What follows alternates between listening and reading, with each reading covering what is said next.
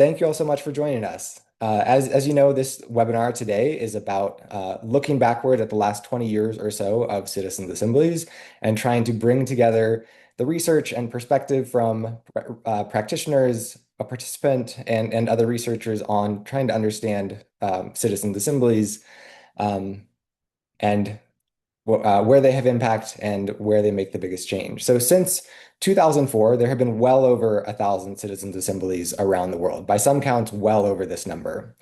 And collectively, thousands of regular citizens have been tasked with considering complex, often polarizing policy topics, including abortion rights and climate change, among many others. And then after a learning and information gathering phase, finding sufficient common ground through deliberation to make policy recommendations. But it's still a relatively recent democratic innovation, so we're still learning about their impacts, best practices in design, their ability to deliver long-term change, and barriers to their proliferation and institutionalization. So it's in this context that we felt it would be a good moment to bring together insights from practitioners, participants, and researchers in this webinar to share the latest knowledge and build productive connections between folks in the Citizens Assembly field. If we have not met yet, my name is Ryan Jim. I'm the Learning and Evaluation Manager at People Powered. We are the conveners of today's webinar. And if this is your first time with us, first of all, welcome. We're so glad you're here. But People Powered is a global hub for participatory democracy. So we work to expand people's power to make government decisions by supporting organizations and governments that are building participatory democracy around the world. One of the ways we do this is by cultivating a membership network and convening spaces to share knowledge and best practices to help move the field forward, much like this webinar.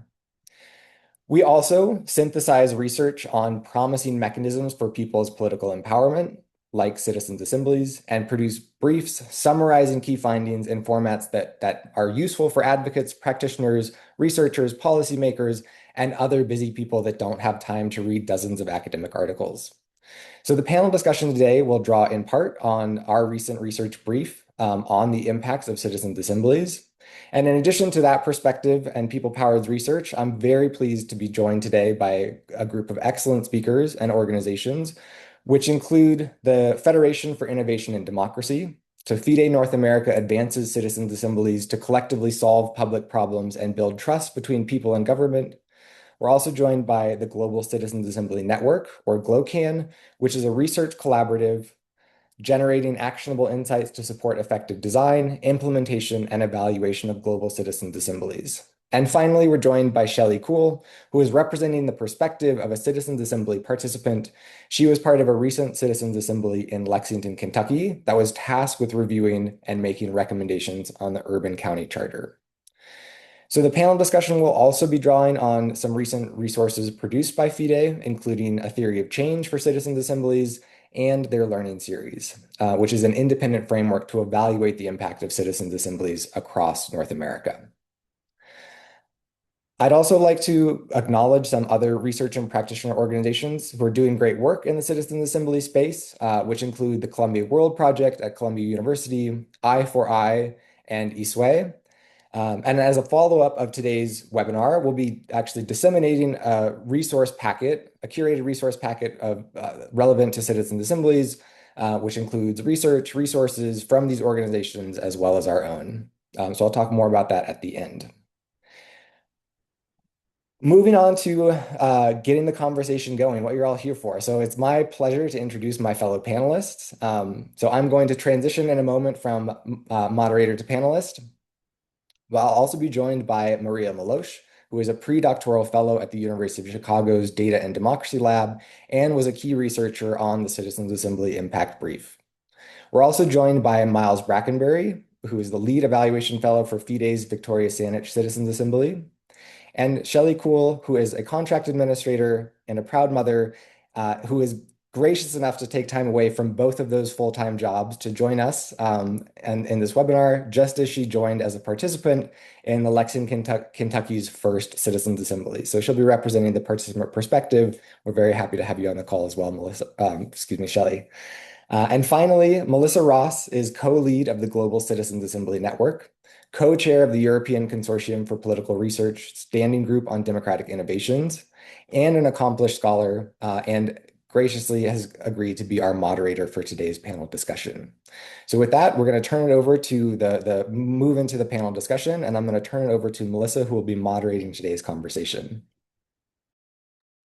Thanks so much, Ryan. Thanks everybody for joining us today. Thanks to both People Power and FIDE for also organizing this conversation, which I think is going to be a very productive one. As Ryan was just introducing our speakers, I wanted to highlight that we do have today a very wide range of perspectives. We have the perspective of practice-based research from People Powered. We have the perspective of evaluation from FIDE, and we have the perspective of an assembly member who's going to talk with us today as well. As for myself, I'm sitting more in a research capacity. And when we were putting together this event, we were thinking about, okay, what are the big questions that all of these perspectives can bring something specific to, and that we maybe can advance this very long ongoing conversation between what makes good quality deliberation, what makes a good forum, and also what makes for relevant, meaningful impact and outcomes of that deliberation. And so that's going to get our conversation started today. As Ryan was saying, we have a couple of very interesting, very valuable resources drawing on some lessons from 1,000 citizens' assemblies later, plus minus, depending how you're counting.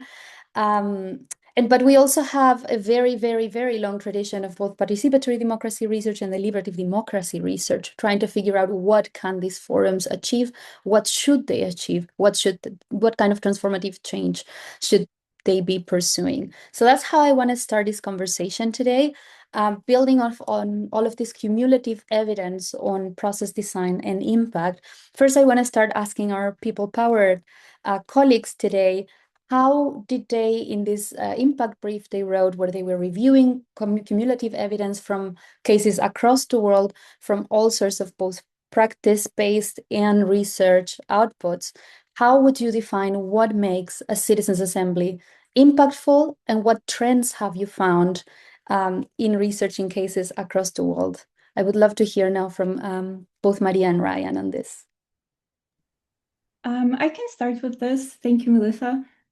So I think it's important to outline how we define the impacts of a citizens' assembly in the report.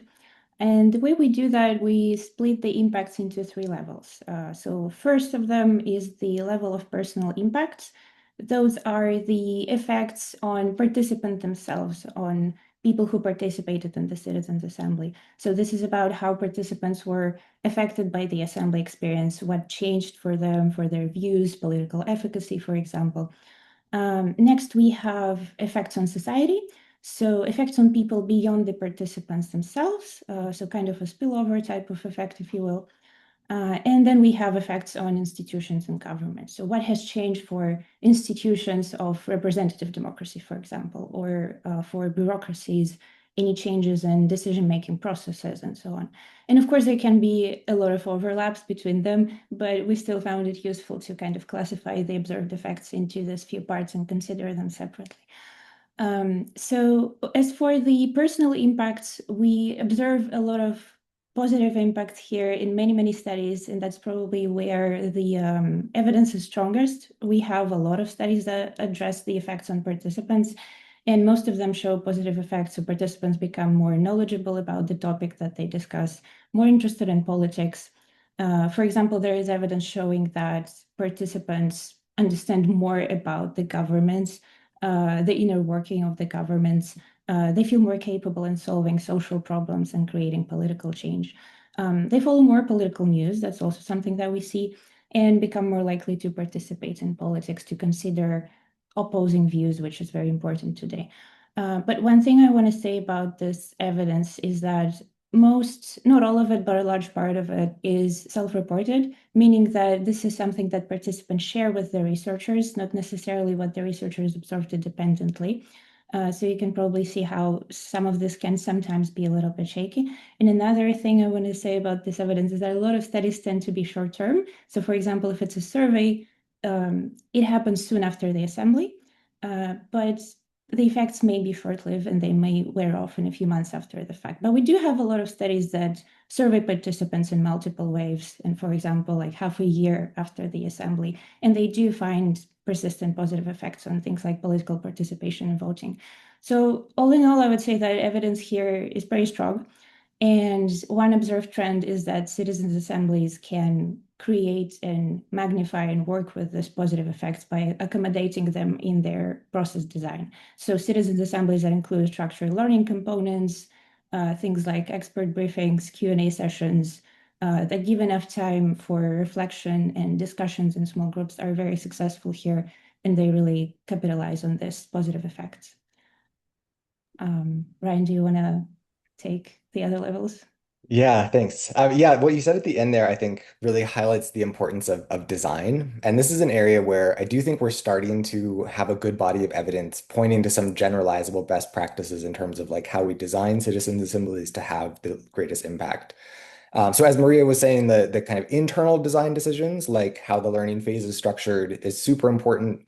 But so are some of the external design factors, like how the assembly is actually communicated to the public, and how transparent the process is. From our research, it's clear that if it's communicated well to the public, the very existence of a citizens' assembly in a community can actually influence public attitudes and discourse. So there's actually this spillover effect beyond just participants to like the larger community. Again, if they know about it, if it's communicated well, and there's evidence that it increases the sense of political efficacy, trust in government, and even reduces polarization and improves feelings of social cohesion. And again, that's among people who are not even directly involved in the Citizens Assembly itself. So that's kind of, to me, at least the most exciting impact and when it comes to the impacts on community.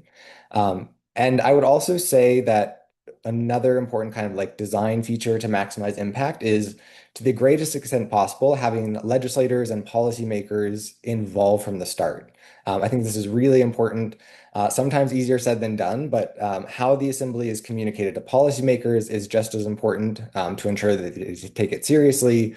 Even better is making sure policymakers are kind of involved, engaged in the process, maybe sitting in on meetings, or like deliberation sessions. And when that happens, what we have seen is that the citizen assemblies can also transform legislators' perspectives. So give them new insights, actually increase like respect for and openness to citizens' views. And that empathy piece actually goes both ways. So just the very act of kind of like going through this for, regular citizens thinking, sitting in the role of a legislator for a moment, gives them more empathy for legislators and government decision makers.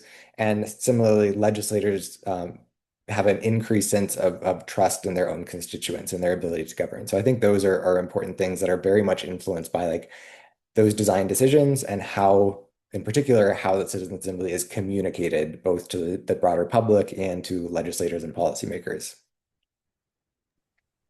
Thanks a lot, Maria and Ryan. I want to stop for a second to highlight how you've brought, and I think the impact brief that People Power has put together really brings up some nuance and some really relevant conditions under which some of the effects that we know from individual citizens' assemblies actually come to fruition when you start looking comparatively and across cases, right? We know that citizen assemblies enable learning, but what kind of learning and for how long, with what kind of long-term effect actually does depend a lot on how those decisions structure the learning phase, right? We know that that citizens assemblies in general strengthen perceptions of legitimacy among the citizenry, but specifically when certain things happen and not just under any circumstance, right? And especially when they're communicated in a certain way, especially when politicians or elected representatives or public servants are actively involved in the process with direct contact with assembly members. So those are two, for instance, nuances that you mentioned that I think are really important, because we do have some general sense of what citizens assemblies can achieve. But I think what we are learning now, 1,000 citizens assemblies later, is actually the specifics of whether and how that can happen. And with that, I actually want to move on to also FIDE's experience supporting citizens assemblies in North America. So I would love to hear from Miles on what's been the experience with citizens assemblies that FIDE has supported and what makes them effective and impactful.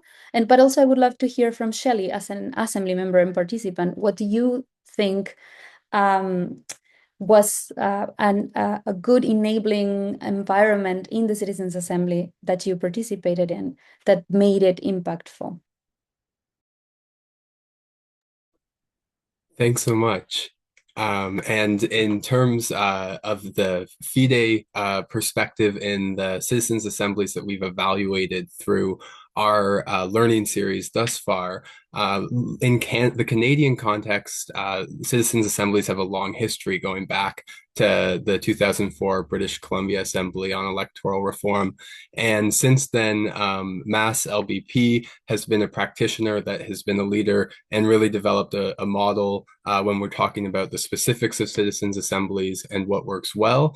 Their Viper model, which refers to values, issues, priorities, and recommendations, is something that we've observed and studied in the Victoria Saanich example that I studied, and seen how that has been successful in terms of the deliberative aspect of the Citizens Assembly, and really perfecting that process of beginning with values and then funneling towards the more specific recommendations. And this has helped with that diversity of perspectives, and bringing people along throughout that learning phase, structuring it in a way that allows us to hold multiple perspectives at once.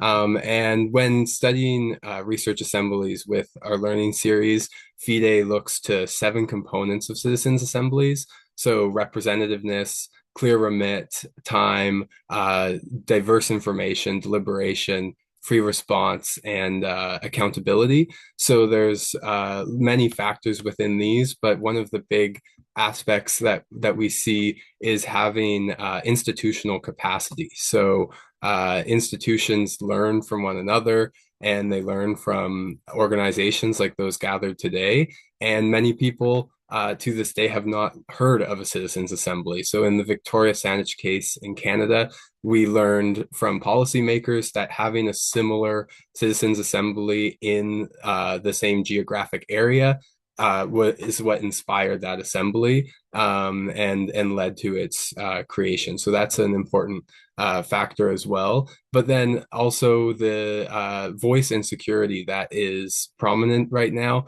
is what's causing practitioners to look outside of the box, look to citizens assemblies, and like research has a big role to play in that as well. And capacity building is a huge part as well, like we're doing today. Thanks a lot, Miles. Could you maybe just a very quick follow-up before we go to Shelly and the assembly member experience? Could you elaborate a little bit more on what that capacity building looks like, or what it could look like? Yeah, for sure. So collaboration between partners. So learning from practitioners in our first case study of the learning series, Mass LBP helped practitioners who were leading a citizens assembly in the Yukon for the first time, help them to develop that model. So sharing information in those ways, webinars like this help us build capacity and build connections. And then FIDE also has like capacity building training, with the next session occurring in Richmond, Virginia, this October. So making sure that these models that are successful, that we're sharing them with one another, and that we understand why they are working, and that we're reading each other's research, which is why I think people powered the culmination of all of these citizens assemblies, and putting that in one place is very valuable for building capacity. Thanks a lot, Miles. Just 2 notes to Miles. Some people are asking in the chat if you could repeat the model that you said in the beginning. the values, issues, priorities. I see also that Kuhl has replied, but there were some questions in the chat about this particular issue. The second point is that it has been shared in the chat as well, but we are also very happy to collect questions from the audience. We have a pretty packed program, so we're not sure we're going to have a Q&A, but we would love to hear some of your questions, collect them in the chat, and if we can, we'll try to integrate some of that at the end of the session. But now, moving on to, I think, what is the most exciting voice here today, that of Shelly Kuhl, who was a Citizen Assembly member. Shelly, what, from your perspective as an Assembly member, what makes an effective and impactful Citizens Assembly? Well, first of all, thank you for that really nice introduction. Wow. But for the assembly that I was in, there were a lot of things I believe that helped make it impactful. The very first thing was that one of the first things that we did was, as citizens, is we got to know each other. And it was, here, you guys, draw a picture of what you think, what does Lexington, Kentucky mean to you? And so we all had to kind of do that. And everyone had to, talk about it and why. And so you really got a chance to learn about these folks that you've never seen in your life, never heard of them, probably just walking around Lexington, probably wouldn't have bumped into them at any time. We had a very diverse group of citizens. I think we had 30 or 33, and the youngest was 17. She was a high school student. And I wrote it down because I knew I would never remember 84. We had an 84-year-old also that was on this assembly, and the demographics, the walks of life, all over the place.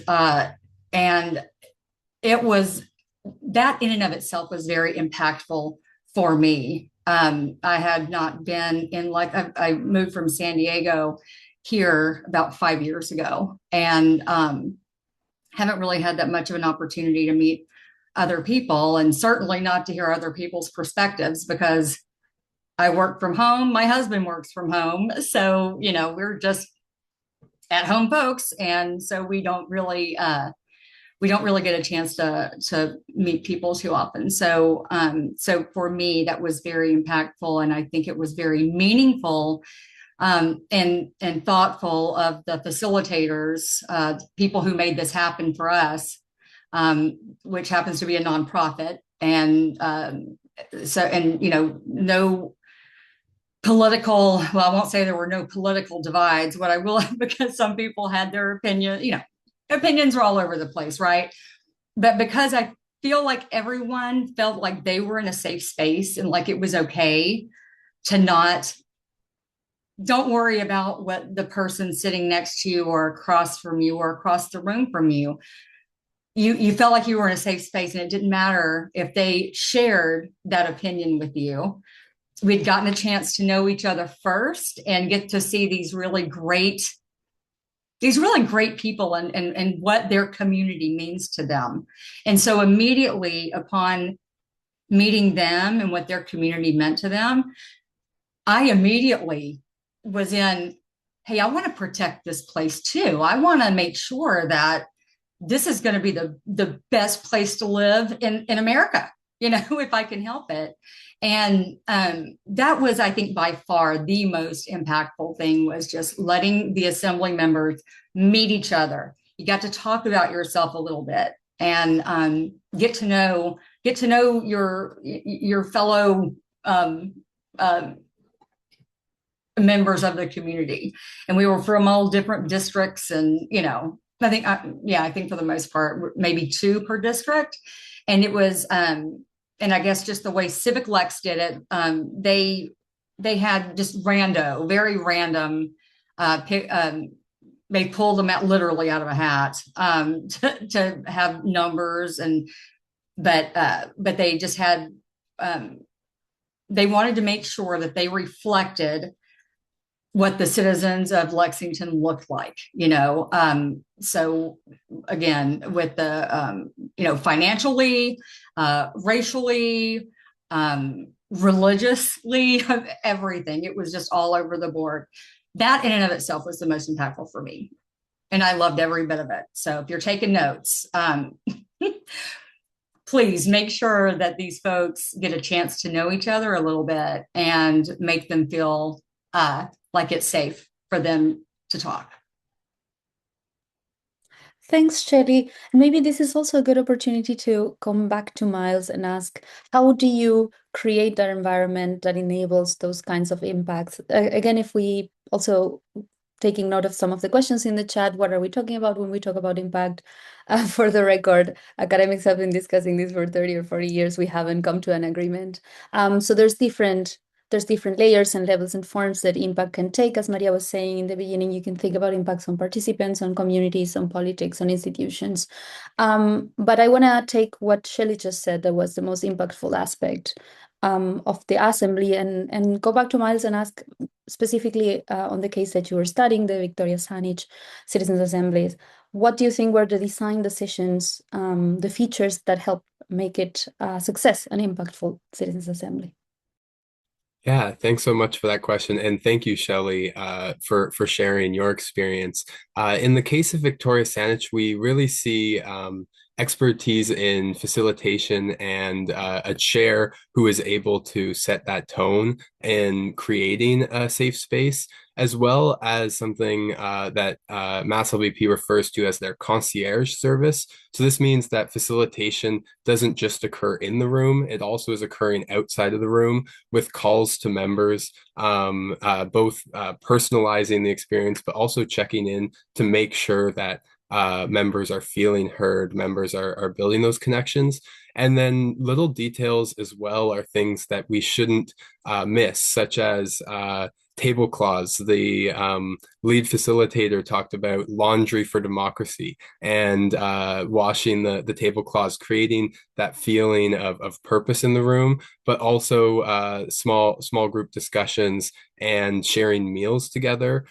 These were moments where members had a moment to connect on a level that didn't necessarily pertain specifically to the mandate, but it did allow them to connect. And it's also, as Shelly mentioned, the power of being in this room selected by sortition really resonates with members. So the opportunity to connect with as many members, say, people they never would have met otherwise, is very impactful. And going through that learning process together, having more debates with experts is something that members often cite as something they would like to see. And having a Q&A with experts, so they aren't just being talked to, but they're part of the conversation. These are things that we see members finding integral to the process.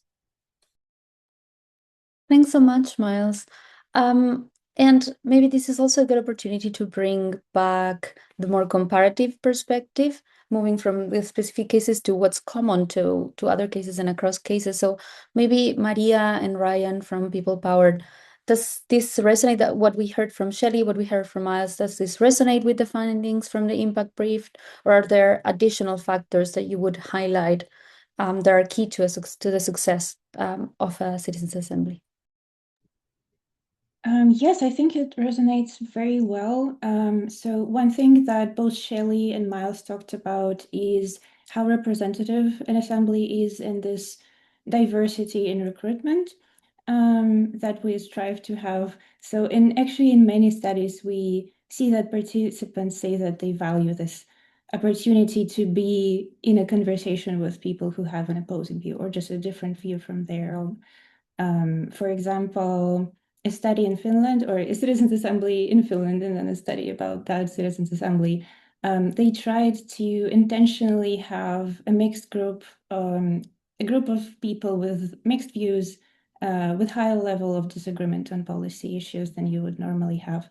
And they found that participants really liked it and valued the opportunity to talk to, even under this condition, and they showed that they valued the opportunity to be in a dialogue with people who disagree with them. And that, of course, needs to be happening with some facilitation. And I'm not saying that this will probably work all across the board, but in general, I think it indicates a very interesting thing that people are willing to engage in a dialogue with people who probably disagree with them. I think it's also closely related to the issue of recruitment into citizens' assemblies and outreach, because the pool from which the organizers randomly select is at this moment usually still kind of shaped by self-selection. And then we apply random selection to it. So random selection can only be representative of the pool that we select from. And if, we can reach to many people who will say, yes, I would like to be considered for this project. So if instead we have low response rates, there are barriers like time, income, care responsibilities, things like maybe distrust in the idea of assembly in and of itself. All that could prevent people from participating in a very non-random way, meaning that it would be like the specific groups that would be missing from the pool. And then even if we apply a sophisticated sortition with like weighted probabilities of being selected that make groups proportional to what we observe in the society, even that cannot fully resolve the problem of this initial self-selection. So I think we should, as a field, invest more time and thinking about our ability to reach participants, so in outreach campaigns, and try to build trust in the idea of the assembly itself, and just work on our ability to work with barriers, mitigate the barriers that stop people from potentially participating. I think that would be super important. Yeah, and I'll just add that related to that point, I think I would highlight again the importance of that public communications aspect at all stages. So, and I think this is so important in the outreach process. It helps to recruit diverse participants, which again, Shelly and Miles both highlighted as being really key, and our own research supports being really key to like seeing a lot of those like individual level effects and even some of the community effects.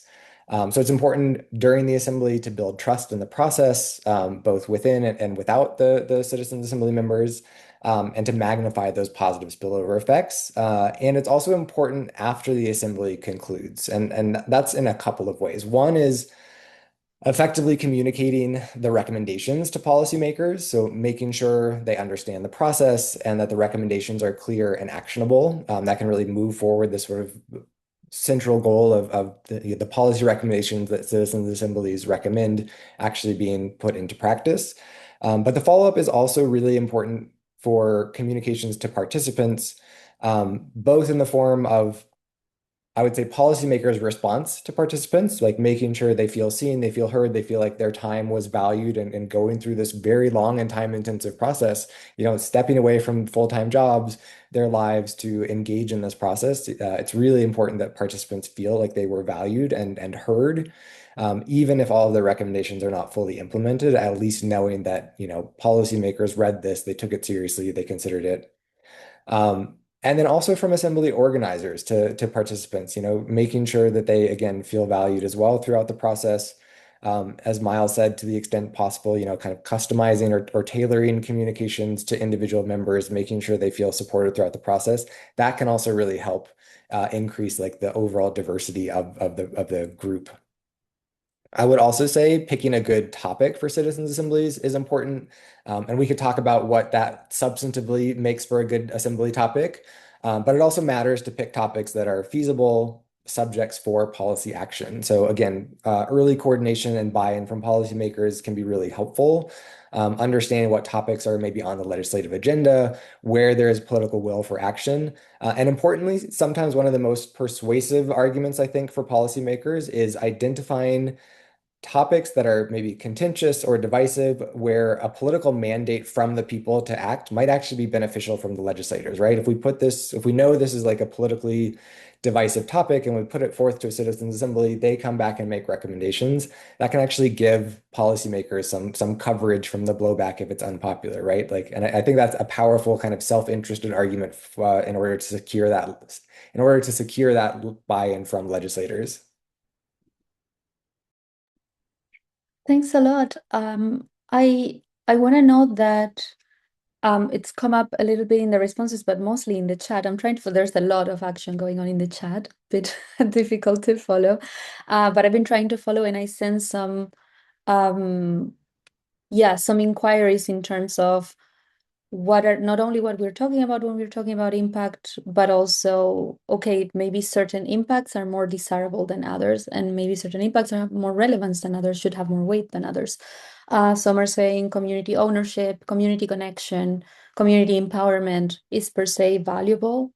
Other threads in the chat are raising questions in terms of, well, if there is no political transformation, what could look like policy uptake, follow up on policy recommendations, then the exercise per se is not enough. And I think these conversations are also pointing to open questions in both research and practice in terms of what we still maybe don't have full clarity on when it comes to citizens' assembly. So for this last round of questions to our panelists today, as citizens' assemblies become more popular, more frequent, as there's talks of institutionalization, of permanence, of normalization, I would love to hear what you think is maybe the most urgent aspects of citizens' assemblies that we don't fully comprehend and we need to be thinking about collectively as a field of inquiry and practice to ensure that citizens' assemblies are effectively impactful. So I would come back first to Ryan and Maria to ask, what does the evidence and the comparative evidence you've synthesized say in terms of gaps for future development of both research and practice in citizens' assemblies? Yeah, very quickly on the topic of impacts, I really appreciate the line of questions in the chat and the discussion on this point. And I do think it's important. And I think we tend to focus on the sort of like citizens assembly is effective if its policy recommendations are adopted and implemented. And I agree. That is sort of like an important and very clear measure of impact. And says something about like the political will, the buy-in, like the validity of that process. Um, but I would argue that, expanding this, there's lots of different ways that citizens assemblies can have impact. And again, that's the reason why in the research brief, we kind of look at what are the impacts on people, communities, and governments. And I think it's useful to take that kind of broader understanding of impacts because, even if an assembly goes through the process, the recommendations aren't adopted, that can still have potentially transformative power at the individual and the community level. Now, is that like the greatest impact or the impact we ultimately want? Maybe not, but I would still argue that that is an important form of impact and one that we should be considering when we're like thinking about what are the like impacts writ large of citizens assemblies.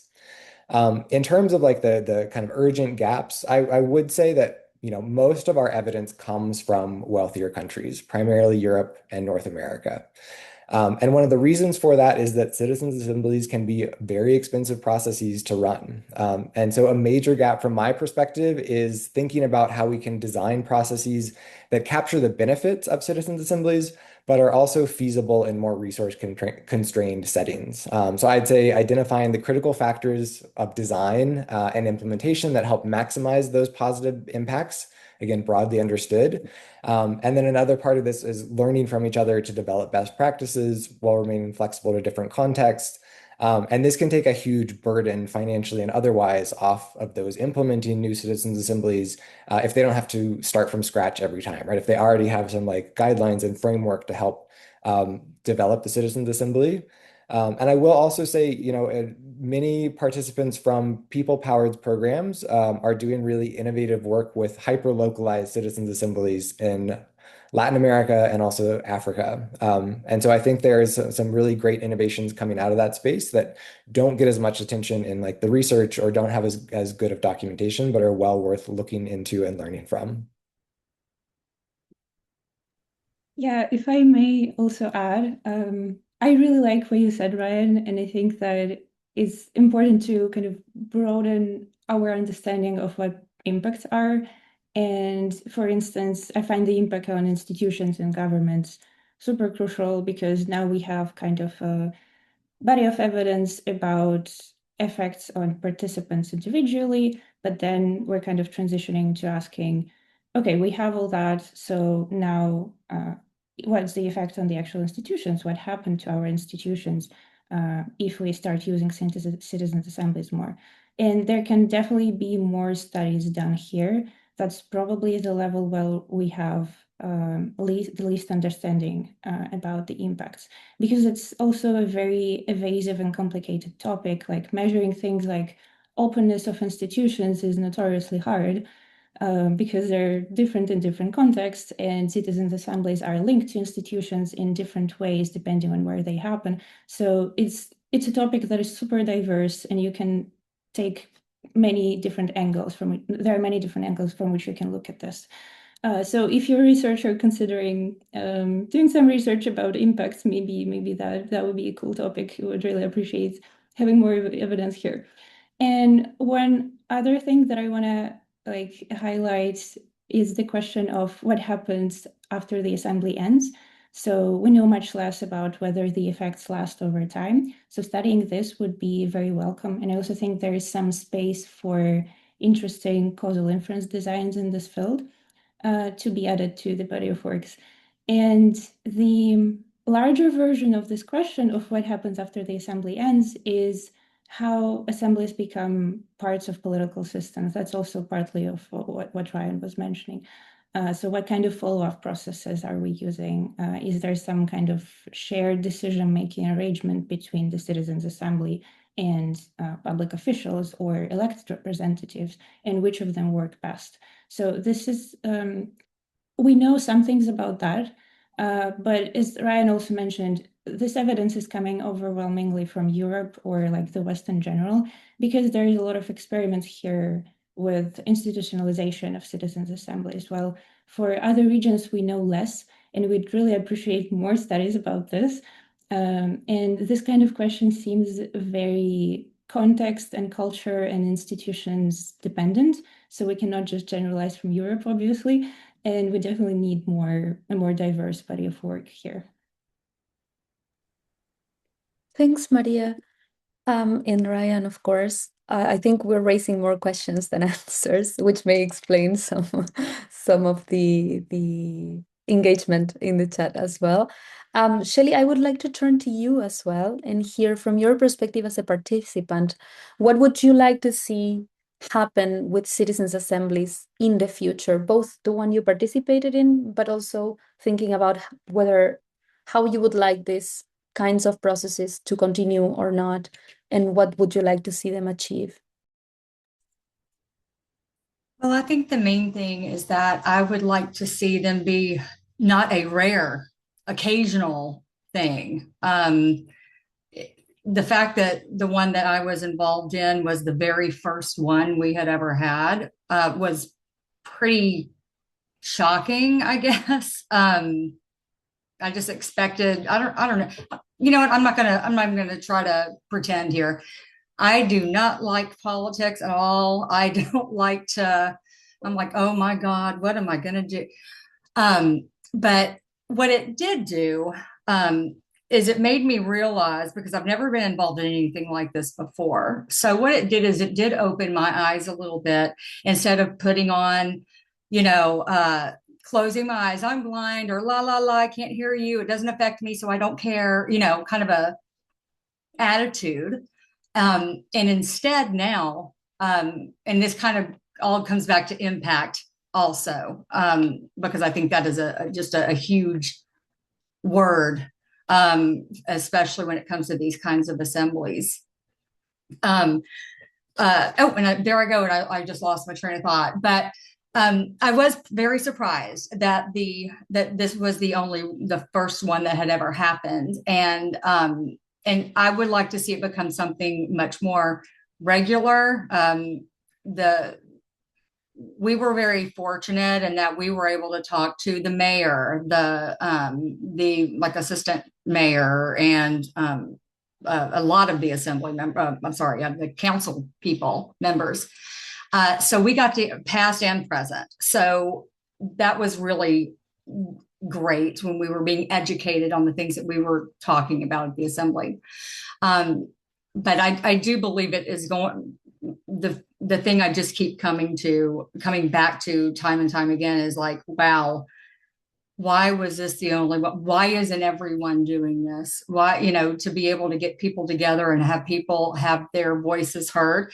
And I'll be totally honest. In in the assembly I was in, it did not turn out the way I wanted it. Okay, not even a little bit. And so all of our recommendations got in front of council, and they were all approved by council. They're all going to be on the ballot in November, which is really, really awesome. I did not. I wasn't for any of it. And someone asked me about it. I said, you know what? This assembly worked exactly the way it was intended to work. You're not going to agree on everything. Everyone isn't going to agree on anything, on every subject. But to be able to get folks together who live in the same community, and because you've met them, what they have to say means more. It just means more to you at that point. It emotionally affected me. And I can tell you guys, and sorry, this wasn't your question to be, but what I will say is that after the assembly ends, there was a lady there. I still speak to 3 of the people that were there. One lady, she saw that I liked Keeneland. That's a racetrack here in Lexington. I love it. I love horses. I love thoroughbreds. I love all of it. And she got me a job there during like April, when they were racing in April.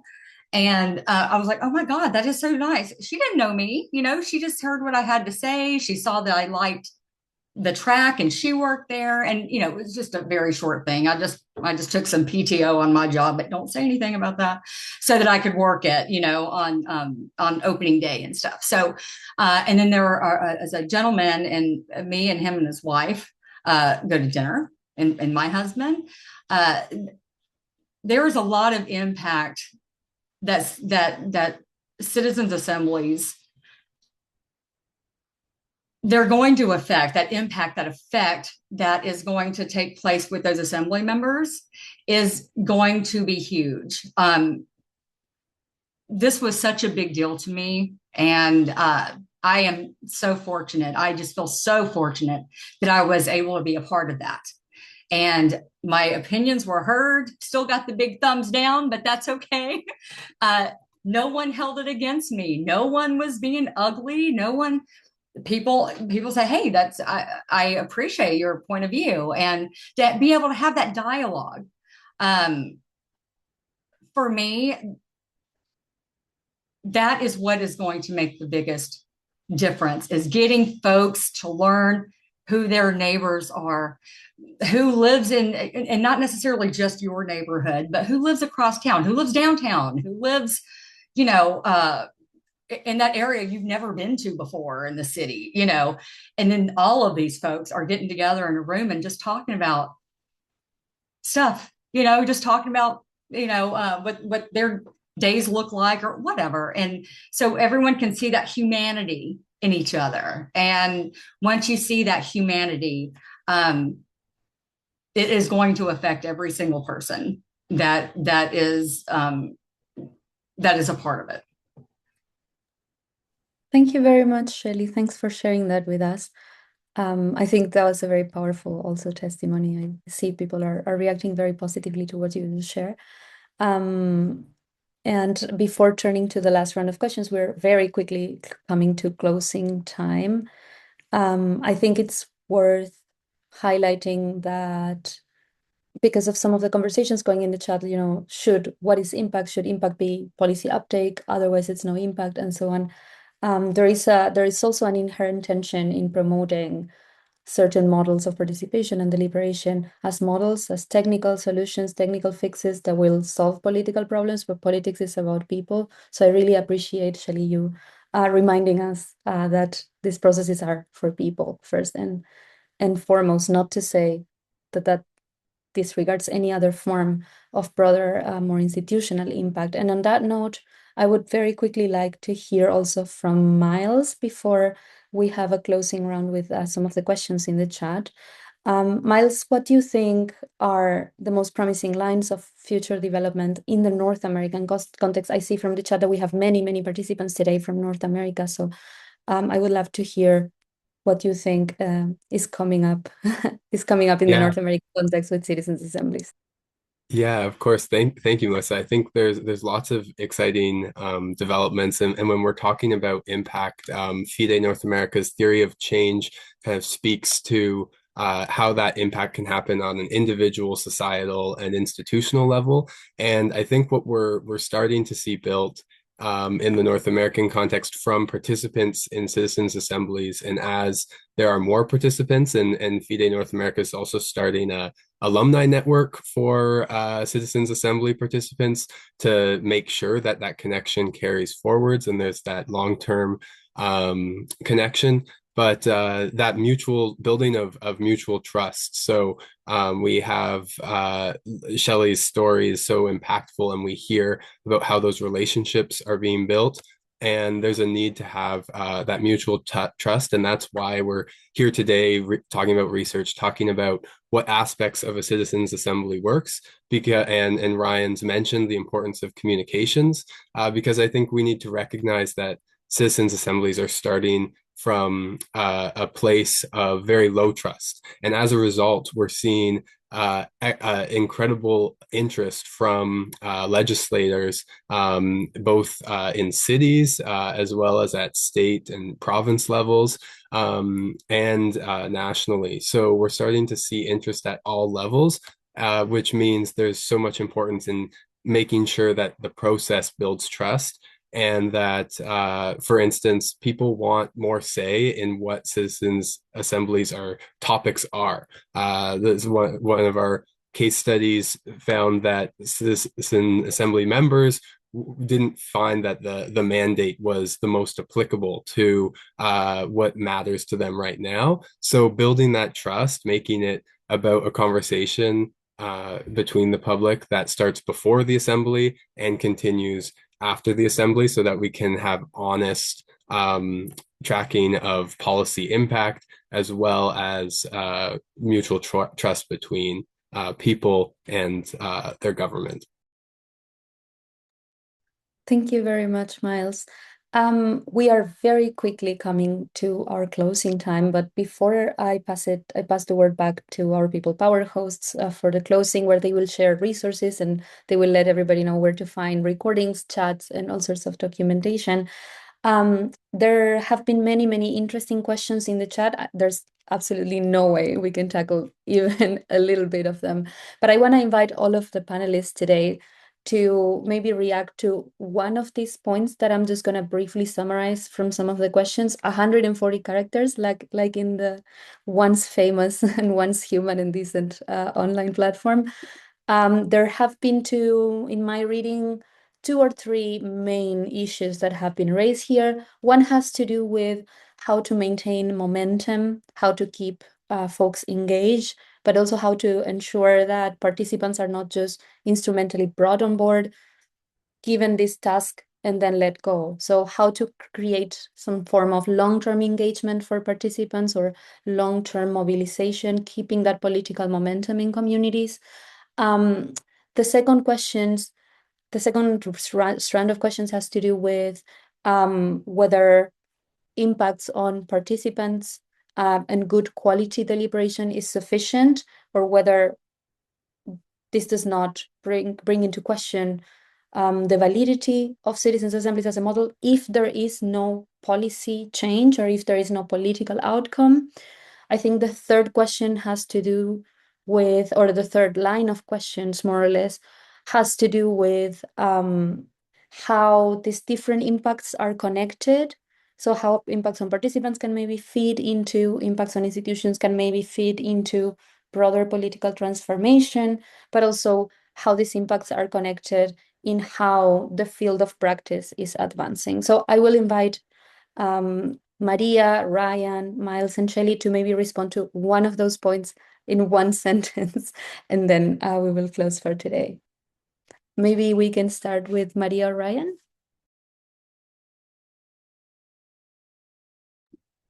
Sure, I can go. That's a tall order, but I'll try. I do want to respond, I think, to the question again about the sort of like how we understand impacts. I saw somebody talking about like participation washing, right? Like using citizens assemblies in sort of a performative manner. And I do think this is something that we need to be really careful about, right? Because it does in some ways give the veneer of participation. And if it's not really like achieving results, we should be skeptical of that. And we should hold politicians and policymakers accountable to the process. But I would also say we should not discount those individual and community level impacts. I think, as Shelly's testimony so powerfully like supported this idea that like that has a deep personal effect, a broader community effect. And if we have enough citizen assemblies across a nation achieving those effects, I think that has the potential for real transformation, even if institutions and politicians are slower to kind of like fully buy into the process. Thanks, Ryan. Maria? Yeah, I agree with Ryan, and I think it's very important to hold the politicians and institutions accountable if there are signs of participation washing. Yeah, I'm not super sure what to add to this. That's okay, thanks. Where's Miles? I can see him on my screen Yeah. now. Oh, Miles, there you are. Miles, would you like to comment on any and all of the points? Yeah, I think deliberation washing, that's an important topic, but I also think we need to consider when we talk about long-term as impact, if we are looking at it from a legitimacy perspective and bringing about policy change, is also a need to research what happens when citizens' assemblies recommendations go to referendum and then are not passed by a majority of the public. So really looking at how do we bridge what happens in the room, where even people who do not agree with the recommendations feel so impacted by the process, and then how do we ensure that people outside of the room who haven't gone through the learning process, maybe haven't been exposed to different perspectives, how do they also get those larger community benefits, even if the recommendations don't pass, and also studying more about why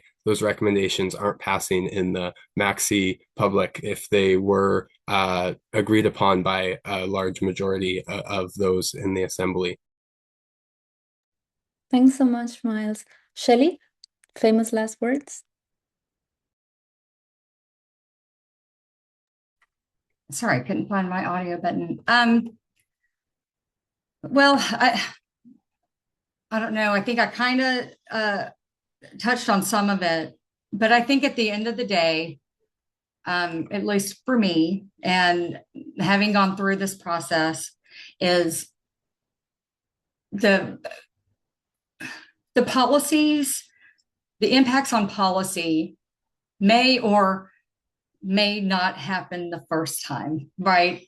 Like something might not happen the first time, but if things are done regularly, which is what I would love to see happen, I would love to see citizen assemblies be a normal thing, and have the council people, the politicians they commit to listening to what the citizens have to say out of these assemblies, and that they give it true consideration. And so maybe the next time it happens, maybe you will start seeing some changes, and it might, and then as the word kind of gets out about, hey, they wanted to push this, but they said, no, we need to get rid of that council person. So, we'll have to elect somebody else in. And like, you might not be able to see the impacts, if you're just looking at, hey, did this policy change that the assembly talked about? But you're not looking at the bigger picture, which is, okay, this didn't happen, but maybe someone read about that, someone saw it, and so they're like, oh, wait a minute, I never even thought of it that way. Wait a minute, why is this even, I've never even heard of this issue. And then it just has this snowball effect. I do believe, I know that the one that the assembly I was on, I joined Civic Lex because of it. Like, I'm going and I'm attending. The impact isn't just with that policy in that moment in time. It's going to keep, as long as those civic assemblies keep happening, and these people have this dialogue, and the dialogue is always there, and it's happening, and it's welcomed. I think more than anything else, it's welcomed. you're going to see policy changing. It can't help but to change. That's my opinion. That's what I think. Those are excellent closing words. Thanks so much, everyone. Thanks also for having me as chair today. We're slightly over time, so I'm going to pass it back to our People Power hosts for next steps and where to find all of the resources and materials. Thank you all. And thank you, Melissa, so much for facilitating such a great conversation. Thank you to the panelists.